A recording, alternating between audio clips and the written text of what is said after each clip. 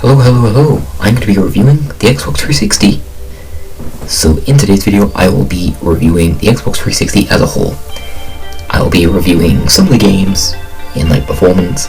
I'm going to be reviewing the specs, well, not really the specs, the display that I can play at. I'm also going to be reviewing the storage, the price and more.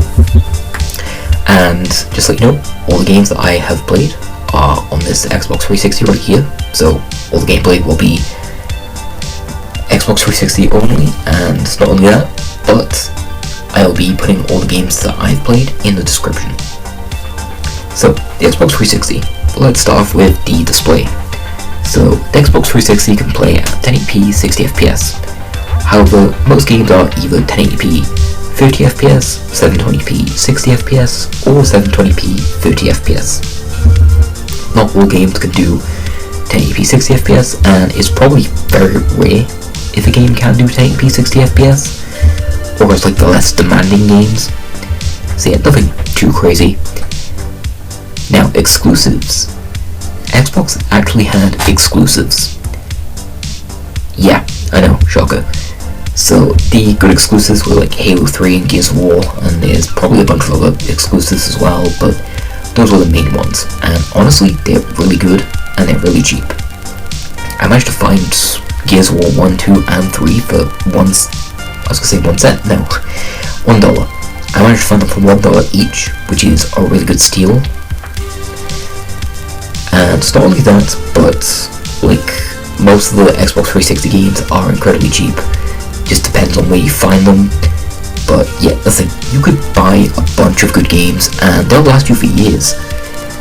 And that's what's good about the Xbox 360, is the fact that you can just game on old games for really cheap.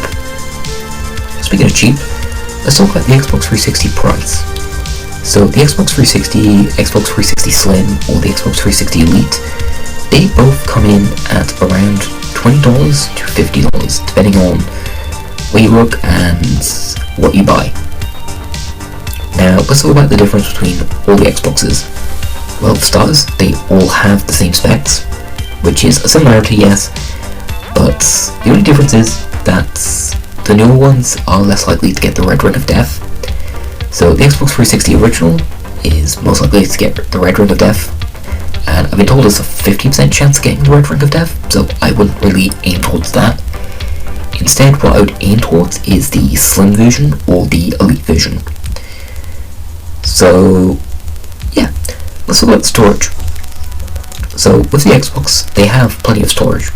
So, the original has 4GB to 120GB, which isn't too bad, but not too good either. The Xbox 360 Slim has 120GB to 250GB, which is really good. And the Xbox 360 Elite has 250GB to 500GB.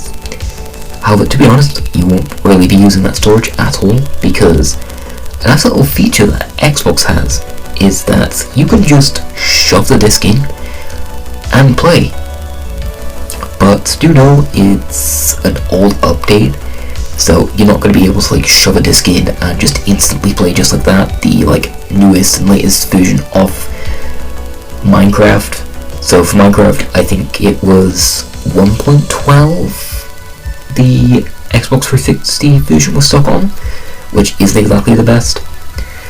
And honestly, I have had a few I wouldn't say graphical issues, I've had a few frame issues for some reason.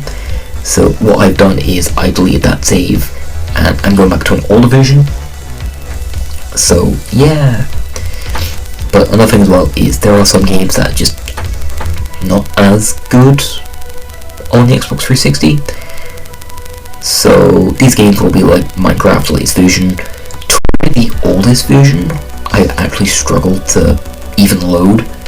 I actually had to sort a few things out there, and it was just a couple of bugs, but eventually I managed to get it working by updating it. So there was that, and also there were a couple of other games that I played and honestly worked out perfectly. The games as well are just incredibly cheap, like I said before. You can find them for $1, sometimes 50 cents, just depends where you're looking. And there are some really good classics as well, such as Minecraft, Xbox 360, there's Black Ops 2, there's Black Ops 1, There's Assassin's Creed 1, there's Skyrim and Oblivion, there's Dishonoured, there's Prototype 1 and 2. So there are some really good classic games. Now then, I want to talk about something that I've had an issue with the Xbox, and that is the controller. Now the controller itself is not a bad controller, it's just it's used, and I bought 3 Xbox 360s throughout this year and last year, and all 3 of the Xbox 360 controllers did not work. So for people who are having that issue, what I would suggest doing is perhaps going for a new third-party controller. And before you go text in the comments, oh no, why would we use third-party or anything like that, well, A, it's cheap. Usually you can find them for about $10 to $20, which isn't bad. But not only that, but some of the third-party controllers, with mostly the higher reviews, I've noticed that the higher reviews have like the better latency and the better joysticks. So what I would suggest is just going for like a really high reviewed controller and just buying that. And I've bought this one right here, as you can see, it's a white one, and I've had no issues whatsoever. It's felt like the original Xbox 360 controller, which is good. Now, one final thing that I would like to mention. Why would we go for an Xbox 360 when we can go for an Xbox One to play Xbox 360 games? Well, yeah, you are right there. It could probably play it better. But there's one issue that you're not realising here. Not all games are playable on the Xbox One. So some Xbox 360 games aren't really compatible with Xbox One or higher.